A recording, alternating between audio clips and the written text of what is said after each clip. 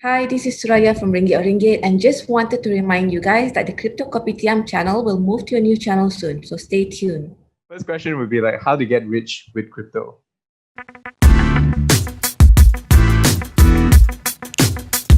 Hey guys, my name's Chun Weng, and you're tuning into the Crypto Kopitiam, Malaysia's top crypto podcast. Usually, what happens is that I talk to the camera, and the camera doesn't talk back. But today, I've got a few friends, including, as per usual, KC, and also a very, very special friend today that is making me feel extremely nervous because I've been consuming your content since years ago, and I am a big fan. Being very honest, yeah, even during the pre-interview, a bit starstruck. So yeah, so Suraya Zainuddin is not only a self-acclaimed personal finance nerd, she's also a doer and OG blogger for the personal finance space with Ringgit Oh Ringgit before it was even a proper thing in Malaysia. And most importantly, she's here with us today to share a little bit on personal finance, crypto, and everything in between. Suraya, welcome to the Crypto Kopitiam. Thank you so much for having me, Chun. I'm very happy to be on the show. And thank you for your enthusiastic introduction. Honestly, like tone it down because it makes me a little bit uncomfortable. I'm just Oh God, now you're making me feel uncomfortable. Okay, but okay. So usually by tradition of the podcast, since it is essentially a crypto podcast, so we usually ask our fellow guests like, how did you stumble upon crypto, and what's the yeah? So how do you stumble upon crypto? I think that, okay, to be very honest, I went down the Reddit rabbit hole really bad. So I had a lot of time around late 2015, and it started off, very very innocently. I was inside the personal finance areas, our personal finance and whatnot, our fire.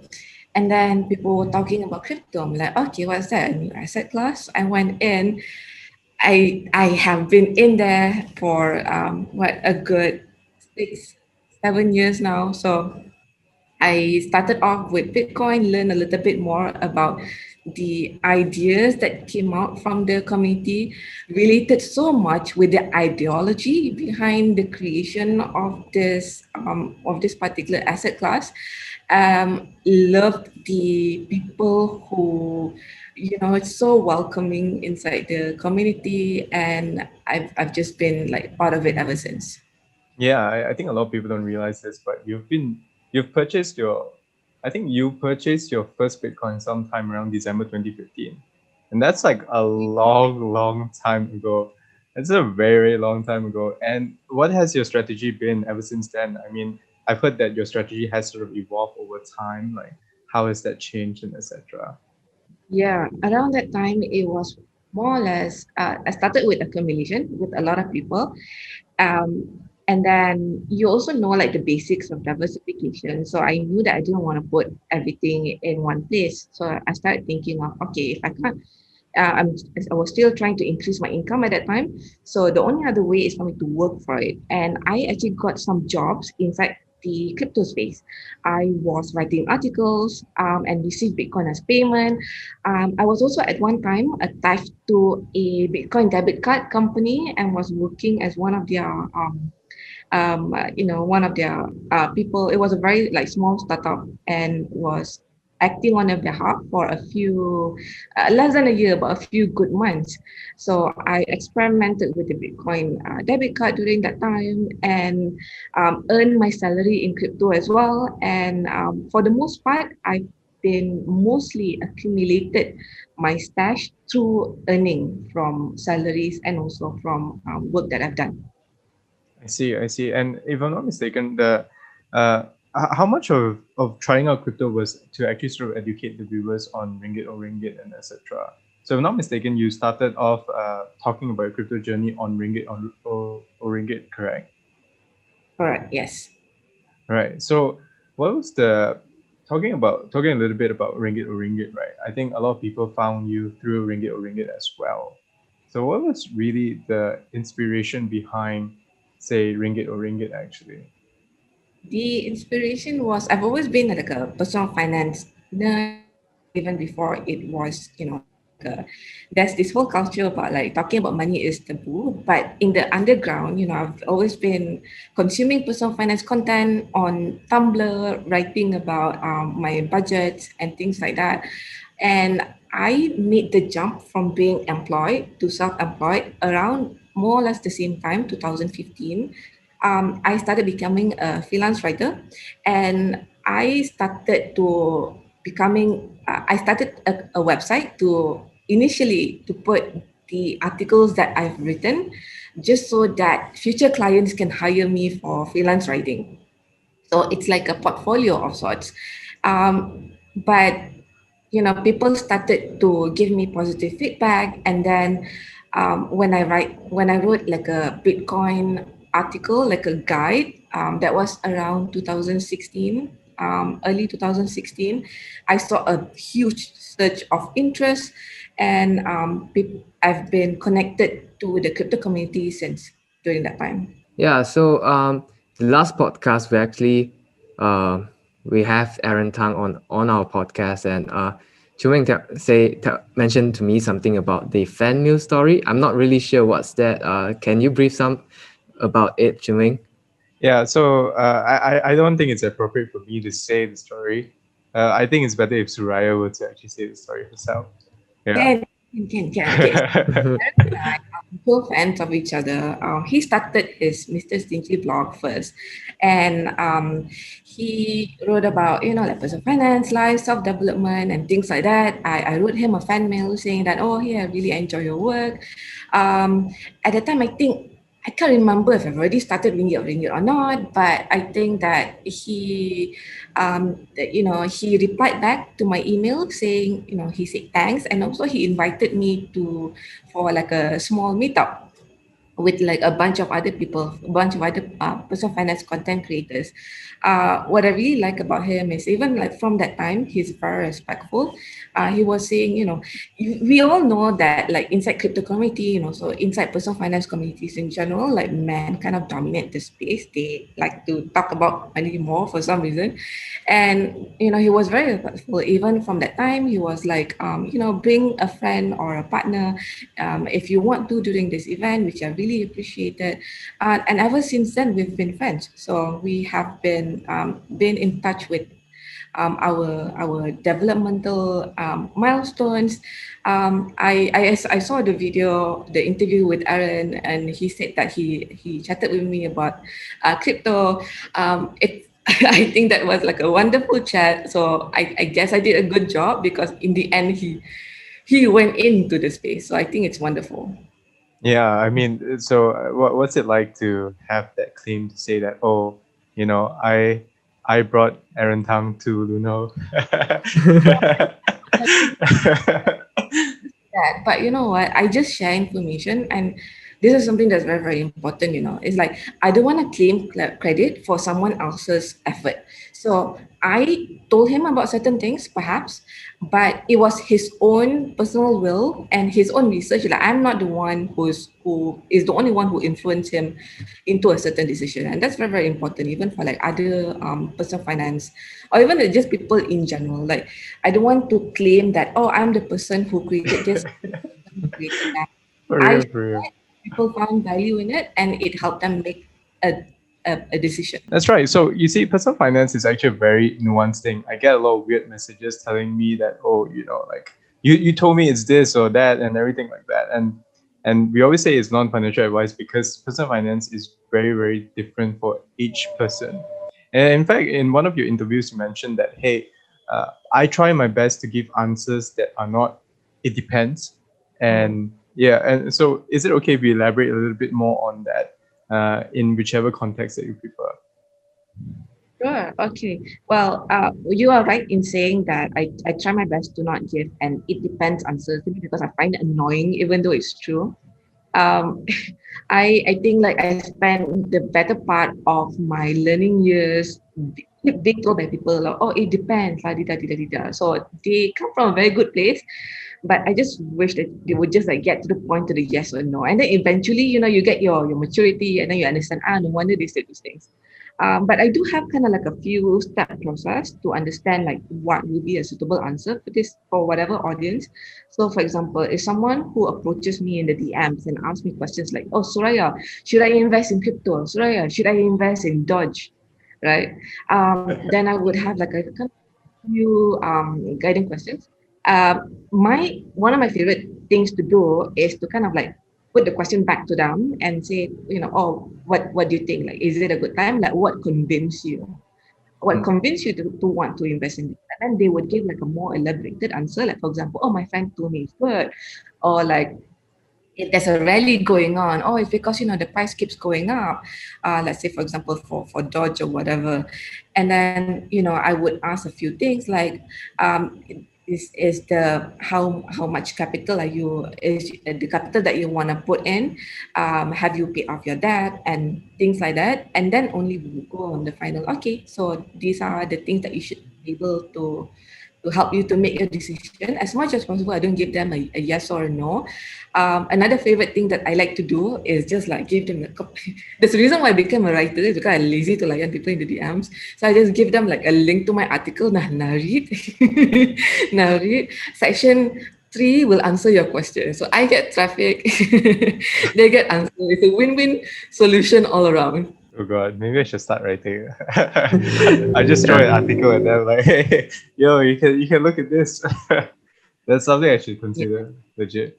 Mhm. And okay, all right. Yeah, so Suraya, you are a content creator, and Chun Weng is also a content creator, which I am not. So I'm always curious. Like right now, I'm seeing like Chun Weng channel grow from I would say it isn't the start, but it's one of the time where he actually put real effort into it until now. I can I can see the growth of it. I can see how this space looked like through him. But what is the creator space looks like when you started 6 years ago, and how it is different from what it is today? Guys, 6 years ago was so boring. This years ago, I was just talking to like thin air, talking to space. Most of the content that I was consuming was like American, so it's very Western based. They were saying things like for 1K and Roth IRA, and then later you realize, oh, those things are not available in Malaysia, not applicable for Malaysia. And then they are kind of like, like budget meals will include things like ground beef, which is more kind of expensive here. So you don't, it's not 100% replicable to the Malaysian space. In the end, I just thought, you know what? If I can't find what I want to read, I'm just gonna write it myself. So it came out of frustration, and then it combined with the whole like, yeah, it's practical for me, writing portfolio, whatever. I didn't actually write for people to read it actually, and that's the reason. One of the reasons why my content sometimes get into like more of the personal side. Like I share my budgeting every single month. I share my expenses, and during that time, I guess to put it very, very simply, I just wanted to read. I just wanted to create something that I would have enjoyed reading in a very narcissistic way that I'm saying it. But yeah, I just wanted to read something that is relatable, something that more it also acts like a great therapy as well. Like all this mental dump that you have in your head, like you don't know who to talk to about all this money stuff, like put it on paper, put it in a blog, just publish it out. No intention whatsoever, like no marketing strategy, no nothing. But just shared on social media, and just kind of grew organically from there and just learn on the go during the process. I think that is the hallmark of a good content creator, that you will do it even though you're not getting anything out of it. Because I think ultimately, right, what differentiates like a good content creator and a not so good content creator, a lot of it also boils down to persistence also. And I think it's hard also to continuously churn out content, right? Especially when you're busy and everything like that. What do you think about that statement? There's a certain truth to that, but I'm not going to ignore that the feedback and the community and the nice, enthusiastic welcomes from you and getting invitations to spaces like this are it's great. It's amazing. I feed off the energy of the audience a lot, and I get DMs saying that, "Oh, Suraya, thank you so much for helping me," or like, "Oh, Suraya, like you know, it's what you finally I understood like certain financial concepts because of you," or like, "I shared it because I liked it so much." Like those are great ego boosters, and I'm not gonna pretend that those uh, are not a great aspect to the reason why why I'm still continuing. If I didn't get those feedback, maybe I didn't continue. Who knows? But the very fact is that if I didn't continue, if I didn't do what I'm doing now, I would I would say that what I'm doing now is kind of like a fluke almost. I was trying so many things during the time when I was starting to be like self-employed. I was doing again like the freelance writing. I was doing like this and that. If let's say during the freelance writing part, I got amazing job offer, right?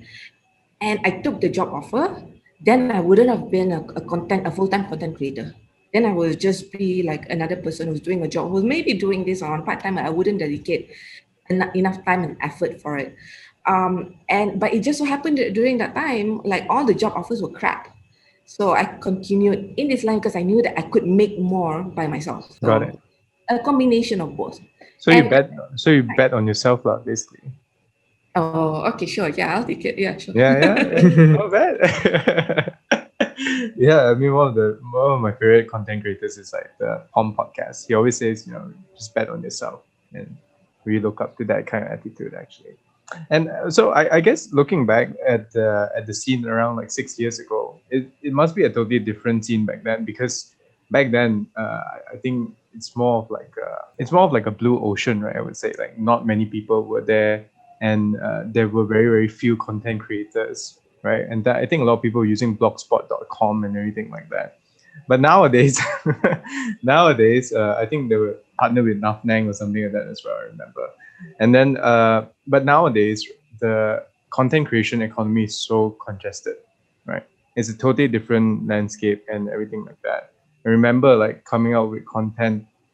It takes some effort to really distinguish yourself. So, do you have any do you have any advice for people that want to make content, maybe even for like crypto content or anything like that? What's your advice for people that are trying to get into the space? There are two ways to answer that question. One is the front end part, and then there's the technical side of it, right? Mm. So you are on YouTube, so I'm not that familiar on the technical side of it. But for me, as a blogger, there's the front end, which is like me thinking of like, okay, what would the audience would want to read, and what is also something that I would love to write as well. So that's one part of it, and then there's the technical part of it, which is all about SEO, marketing, distribution, buying paid plugins that would help, getting great hosting that increases speed, paying for professionals to do speed audits and SEO audits. So there's a lot of technical things that would enhance the experience of the audience. Um, that also includes, the design, the UI UX. So these two things in combination, I find that the people tend to go into it with one or two mindsets. One is that they are genuinely, fascinating people, if you read about like there's this theory of distribution, which means that if they are near to people if within their network they have people who are super spreaders. Right now, like super spreaders it means something else, but back then, if they are highly linked to people who are super spreaders, then it's easier for their content to take off. So, for example, if I, as a content creator, if I write, and then let's say Aaron is a super spreader, right, and then Aaron knows of me, and then he shares, it would be much more likely for my content to take off, simply because he exposed it to his audience as well. So Correct. that's one. So if you as a natural content creator who wants to write what you want to write, but you don't have people like Aaron and who shares your content, those super spreaders around you, that it will be harder for you to share to distribute your content around. And then you could go like from the other way, people who are like super technical, they understand search engines, how they work, they would understand how Google ranks certain things. They will go, okay, in order to rank for this certain keyword, for example, what is Bitcoin, right, in Google, so that they get like the first hit. Then they would just very very in a very methodological way.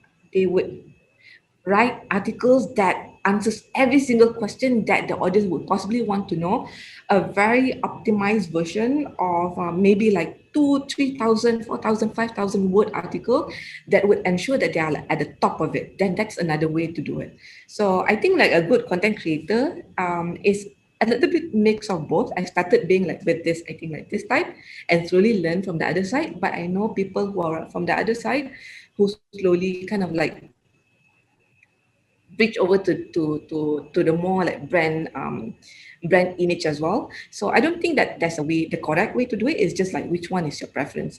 If you want to be anonymous, probably like this way is better. To be technical is better. But if you want to do more, if you want to get money from like sponsorship and stuff, it's better to be from here, because then your what I a lot of my search traffic right now actually comes from people who come to the website. They type in like ringgit or ringgit in search in Google, right? Or they type in like Suraya ringgit or whatever.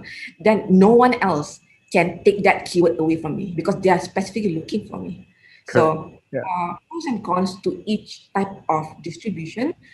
Both will work great, and I think both can be a strategy on its own as well. Yeah. Hmm. Great. Well, I actually have a question on specifically like what line you and Chun Weng are in. Is like what you guys do is, oh, it is related to personal finance, and I think personal finance is a lot of people would think it is a very subjective topic, and a lot of times when you give out an not advice, when you introduce something, a new instrument or something like that, you always get some criticism. I think a lot of new content creators get a lot of criticism from making something on crypto specifically. Even just talking about the tech, the ideology behind it, they got attacked, saying like Bitcoin is scam. So as an experienced content creator, how would you advise them to deal with this kind of criticism or this kind of attack? How often do you guys get those kind of attacks? Actually, I've been like quite lucky. I get very very minimal. Um, I it's think it's a number game for me. is Yeah. it? Yeah, it's a number game for me. So it's like if my video does very well, then I get more attacks from those videos. So I think I don't know why it's very statistical, right? You got 100 people watching your content, one or two people would really hate you. It's just law of nature in a weird kind of way. Yeah. Yeah. Yeah. There is that one theory that says that you need 20 good experience or 20 good interactions to counter one bad interaction. So I think like personally for me, I don't get like bad comments very often. I get them like once in a while. Delete block. uh, that works fine. You don't see them, you're not affected by them. But as and when I do get them, I don't want to be the type of person who dismisses people as well. So I would, again, I would ask them questions like, what convinced you? Or what kind of bad experience have you had? Because again, like you said, it is subjective. If they Yeah. had bad experience because they were given bad advice by somebody that they trusted, they are just lashing out to me. I'm just a person who like they just want to like just lepaskan emotion to. That's Mhm. pretty much it. So Yeah. it So sometimes, especially when you're like behind a screen, right? You're almost in a weird kind of way, like weird kind of way, sort of like a place of vent, They have like all these comment sections and everything like that. Sometimes it's hard to blame them also because in a weird kind of way, it doesn't feel like the person behind the screen is an actual person sometimes. So yeah, but I'm very happy with my viewers most of the time. It's just that I guess it's normal for content creators. I feel bad for new content creators, I would say, when they first start out. And then I remember it impacted me a bit when I first started out. And then people were like, oh, like being very rude and things like that sometimes. But then as you grow along with the punches and everything like that, you realize that there is always more good compared to people that are against you. Unless if you're making really terrible content, to harm people lah. So that's another story, right? But You yeah, make terrible content, like to that harm people deserve all the bullying that true. that's been That's a different kind of content, right? Oh yeah. So moving back to the second part of the question, what's your advice for crypto content creators in particular? Oh gosh. I don't want to give advice so much as I want to share, what has personally worked for me. Um, it it pays to, again, like your audience is, I think, a reflection of the type of person that you are. I believe I that. agree. Um, Yeah. I think that my audience are overwhelmingly amazing people. They give me tips. They give me further information. Um, and like you said, like macam once in a while you get a few bad apples, but it's nothing like a block cat fix. So, I think that with committee members, if you there's always gonna be like exceptions to the norm, but generally speaking, if you are a giver, like you give good information, you help the community, you give more than you take. Generally speaking, people will want to match that energy. They will want to, like, she helped me, I'm gonna help her back, right? And that's something that I witnessed a lot inside the crypto community. They have been like really really amazing to me, honestly. And here actually I wanna like short sendiri a little bit. So the Bitcoin Malaysia community, they created this playing cards thing, which in 2000, this one is 2019 to 2020 collection, and it includes 52 unique characters. And they have me as one of it. So they put me a Prince of Hearts on the wall. So that is just like really, really sweet, I thought. And they have, people from various industries in here. It's not just like local Malaysians, but also international as well. So, you can't help but to want to contribute back to people who have been so nice and so welcoming to you. And I just want to like match that energy and then pay it forward, if that makes sense. So this particular way, it's for the sake of being like annoying. I like, I'm not, I'm being authentic in this kind of like interaction. And they are wonderful to me, so I want to be wonderful back to them. I promote them, they promote me. Um, and that's the way that I would encourage people to proceed in this space from now on. And as they say, like with many industries, a lot of it can be automated, but what bots can't do, or what robots can't do, they can't collaborate. Humans can, robots can't. Or at least in a very like, organic sense of speaking. So we have the ability to do that. We should be able to do that. And this is a great example of that as well. Like we are collaborating right now, and it's amazing. So thank you again for having me on the show. Thank you for joining, Yes, actually, and thank you for also like a joining. quick shout out to Kobat Lau and also Jason Chiu from Bitcoin Malaysia. They have been very very helpful for my own personal journey as well. Actually, I remember before starting Crypto Kopitiam, we actually had like a few sessions with folks from Bitcoin Malaysia, just to kind of like test the waters and everything like that. So yeah, quick shout out to you guys if you are actually watching. Many thanks, seriously. And yeah, Casey, you wanna yeah. Also, because I would highly encourage everyone to check out Bitcoin Malaysia group and attend their webinar. It's a great starting point for everyone. And I guess I want to like circle back to the when you first started. Um, we can admire certain people, certain figures in the space, but at no point you should put anyone in the pedestal. That sometimes happens in the crypto community.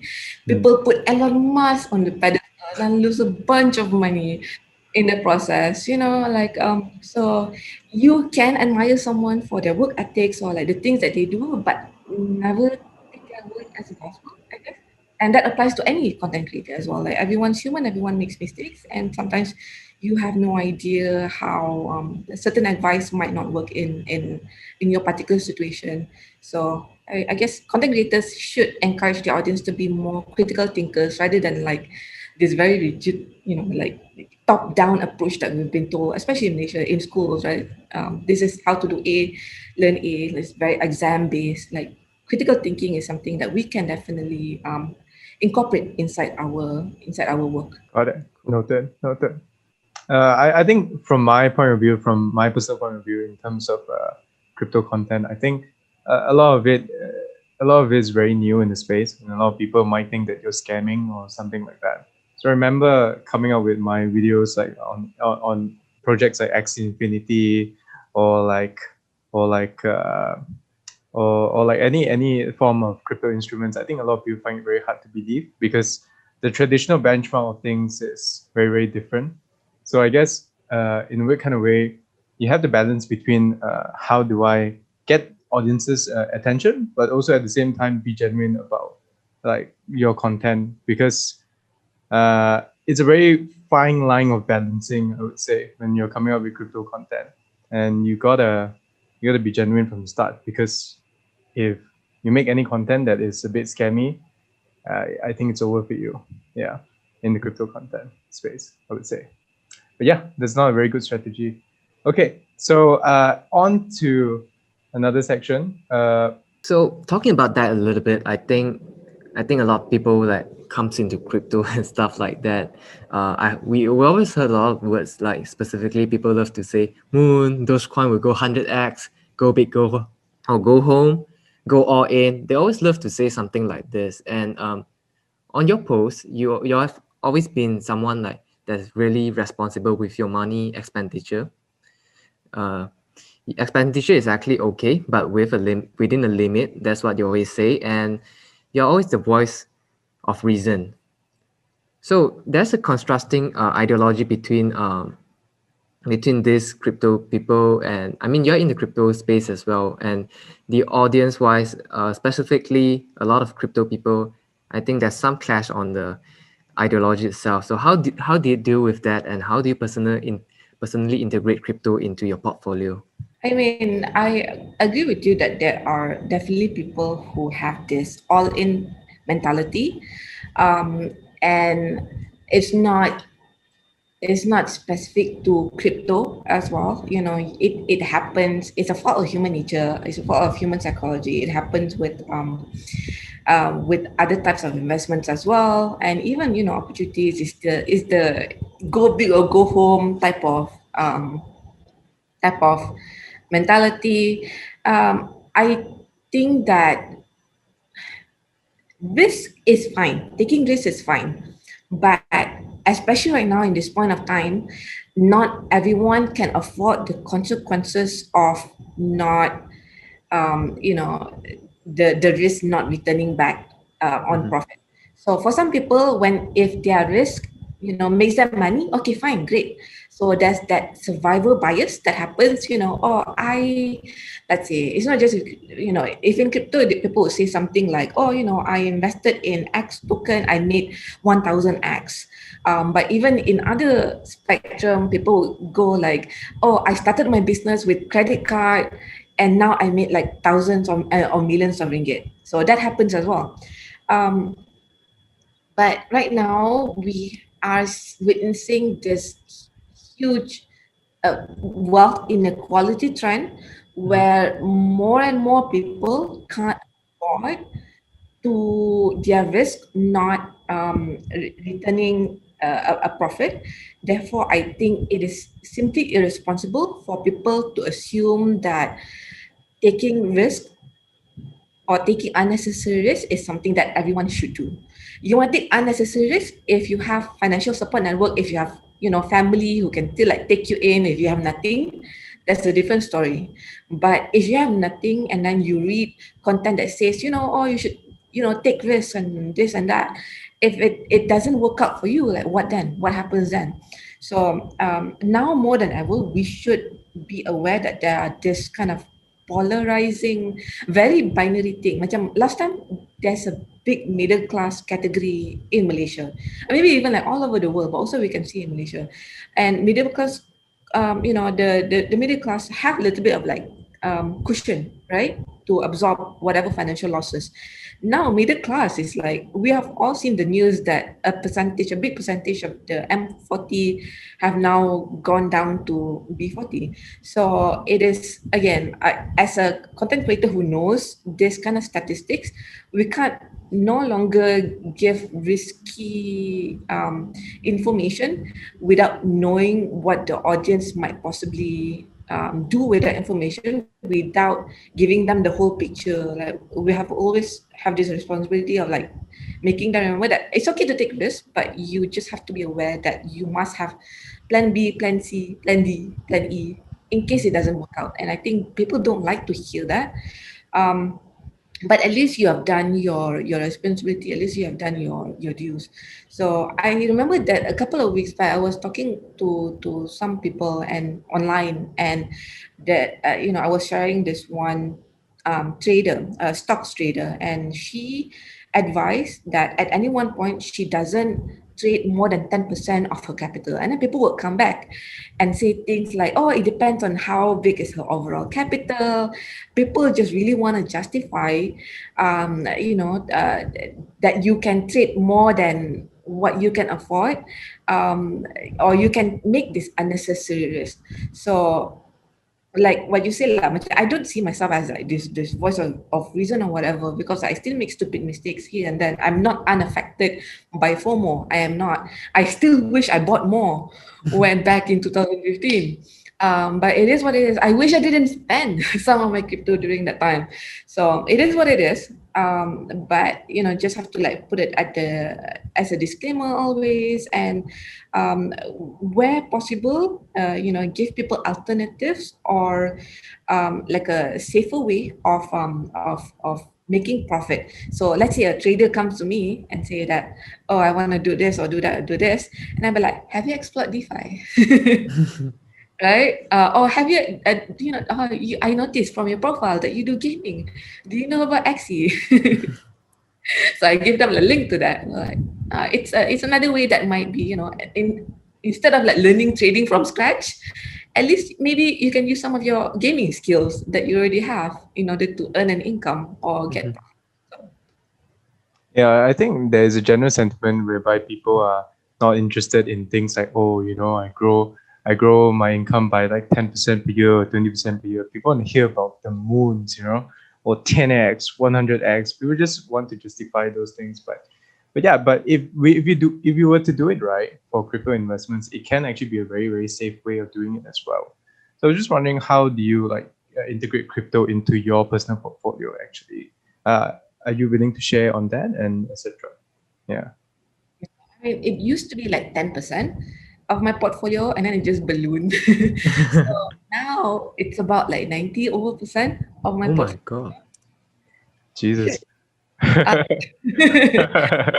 went to like a couple of financial planning sessions, and they all say the same thing. They say like, Suraya, you should rebalance.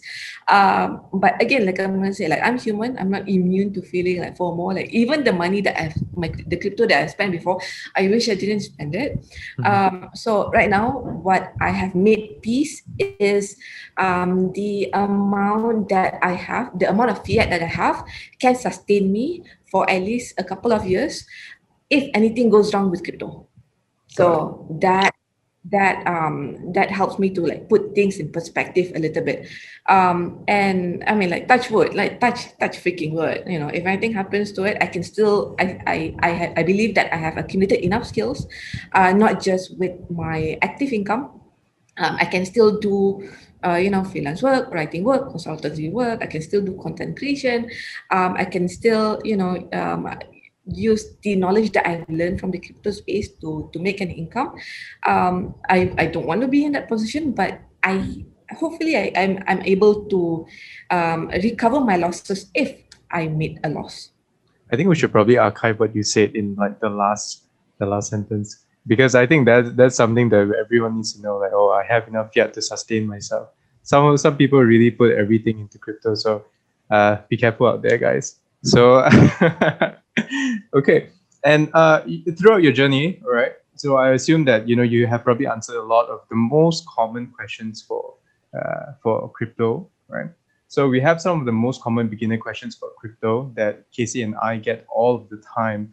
So I was just wondering if you could help us to answer some of them, because we're a bit tired of answering them already. So it's nice to delegate it to someone every once in a while. So first question would be like, how to get rich with crypto? Oh, how to get rich with crypto? I That's the question that I get all of the time, bro. Like, how do I get rich with crypto, bro? Like, honestly, if I get questions like that, I ignore it. Okay. same. Because that's not the right question. Yeah. Yeah, Same. I You don't have to ignore answer it. it. I refuse to answer it. Not answering is an option. Mhm. Yeah, exactly. I'm sorry. No, I'm not sorry. If you come in with the idea that this is your way of getting uh, rich, or like this kind of gambling mentality, then I don't want anything to do with it. You're not my community. You're not the person who I want to help. Mhm. I usually put it on like Is that tough? I think it's required lah. You need to give tough love because for me I usually don't answer as well, and usually if it's someone really close, then I would say something like, I don't think you can just get rich with crypto like that. It just doesn't work like that. So I will elaborate a little bit more. But other than that, I would just not answer. I'm not. What about you, Casey? How would you answer this question? I wouldn't answer as well because well, I would say if you think on that context means like you just want someone to feed you an info and you put your money in without any due diligence, without any research. You just want that crypto or that particular investment, whether it's stocks or crypto.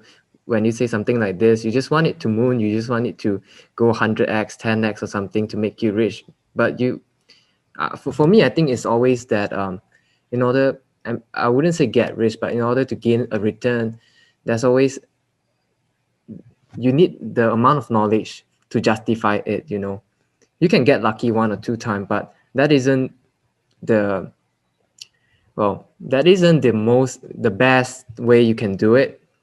The only way for me personally to do it is to understand the whole context, and then even feeding off like content, like from content creators. You also need to do your own research to understand it a little bit more, and if you're comfortable in investing in something like that, you can go ahead and do it. But to think it from a get rich perspective, no, that's just a no for me. I think it's a red flag when people start saying like, "Hey, how do I get rich with this?" There's nothing wrong with wanting to get rich, right? Mhm. I personally think that when you ask questions like that, it shows that you're most likely not going to have the work ethic or sort of like the discipline to want to build that wealth by yourself, and you're just asking people, hoping that it might just appear magically overnight. There's a red flag for any form of investment, not just crypto. That's just my personal thought now. Okay, so next question. Very heavy question just now. Sorry about that. But okay, which coin should I buy? Okay, this is after assuming that they are, I have sent them a link to my articles that they have read it, and then they're like, okay, Suraya, from your own personal opinion, la di da di da di da, I would say something along the lines of, oh, okay, I don't know what you want to pick, but personally, I have this X, Y, Z, and whatever else, right? So I would probably say that I am mostly invested in Bitcoin and Ethereum, and the rest for experimental reasons. And then I would also mention the fact that during the ICO stage and during all the everything else stage, I have lost a lot of money. In a bunch of different projects, and lost like 99% of their value. So just keep reminding them that you have a majority in like the blue chips, the Bitcoin and the Ethereum, and then if you want, you can have some like stable coins as well. They're just practical to have. And then the rest, go to whichever projects that you find is interesting and see if you can participate in it and see if you can profit from participating in the community, like with Axis. I'm aware that you do that. Thank you, thank you. Shout out to the XC video if you're interested. What about you, Casey? How would you answer this? I wouldn't give a direct answer. So I would ask normally when they ask me question like this, I would ask like what's in your what's the crypto or what's the coin you're looking at right now. And if there's any that I'm familiar with, then I will list out like, oh, so from my research, this is the pros and cons of this coin. This is the pros and cons of this other coin. And for the one I don't know, I just tell them like, okay, I can't answer this because I didn't do my research on this. And that's basically how I do it for them, because I think most people, when they ask this kind of question, they already have a selection of crypto in their mind. It's just that they wanted to have more different opinion from different people to actually gain more confidence into investing in it. So I just list out like the fact that I understand about it, the good, the bad, and let them do their own decision on it. Yeah.